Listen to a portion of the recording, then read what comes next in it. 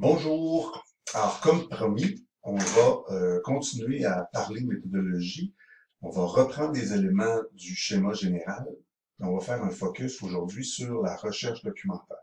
Alors, si vous vous souvenez, on avait parlé d'un entonnoir et en haut de l'entonnoir, il y avait un intérêt que vous avez et en bas, une question qu'on se pose, une question précise sur laquelle on va plancher, sur laquelle la recherche va se faire. Entre les deux, on s'est dit qu'il fallait faire de la recherche documentaire. Alors, c'est de ça dont on va parler aujourd'hui. La recherche documentaire, au fond, c'est une étape fondamentale parce que ça a deux objectifs. D'abord, ça va nous aider à préciser, à cerner notre sujet. Ce passage-là d'un intérêt vague, dans notre cas, c'est par exemple la consommation, à une question précise. Est-ce que les Québécois ont consommé des produits locaux pendant la pandémie? Ben, déjà, il y a un processus, là, il faut apprendre à comprendre de quoi on parle, à connaître les mots, à connaître les éléments d'études qui ont déjà été faits. C'est un processus complexe. Quand vous pensez au nombre, à la quantité de documents qui se publient chaque jour, qui se produisent dans les différents instituts de recherche, c'est énorme. Alors, il faut être capable de naviguer à travers ça, puis d'être efficace. Il faut être patient. Il faut pas avoir la pensée magique et croire que tout va nous tomber dans les mains facilement. Vous avez sur Moodle quelques capsules complémentaires à celle-ci qui traitent de situations plus particulières en recherche documentaire, qui vous donnent des trucs, des recettes, des éléments intéressants. Alors, avec tout ça, normalement, vous devriez être équipé pour amorcer votre démarche. Alors, aujourd'hui, je veux juste vous parler de ça, la difficulté d'évoluer dans cette espèce d'univers-là, qui est comme une espèce de labyrinthe au fond. C'est comme si on fouillait, puis on ne sait pas encore exactement comment on va procéder, mais on cherche à trouver quelque chose. Ça tombe pas du ciel, ça prend pour commencer des mots-clés. Alors, il faut, première étape de la recherche documentaire, établir une liste de mots-clés en français et en anglais. Alors, vous comprendrez que, bon, même si vous n'êtes pas bilingue, la production scientifique se fait beaucoup plus en anglais qu'en français. Alors, si vous vous limitez à l'univers francophone, vous allez passer à côté de choses vraiment intéressantes.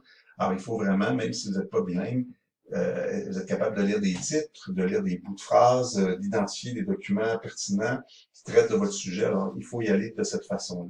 Ces mots-clés-là sont placés dans des moteurs de recherche.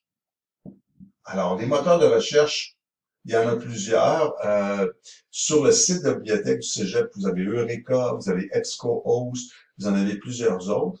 Il y a aussi quelque chose de très efficace qui s'appelle Google Scholar. Alors, Google Scholar, c'est, peut-être certains d'entre vous connaissent ça, c'est la variante académique de Google, c'est la composante académique sur laquelle on a déjà un tri qui s'opère. Donc, il y a des documents sur lesquels vous tomberez pas en faisant une recherche avec Google Scholar. Fait que ça vous sauve un certain nombre de temps.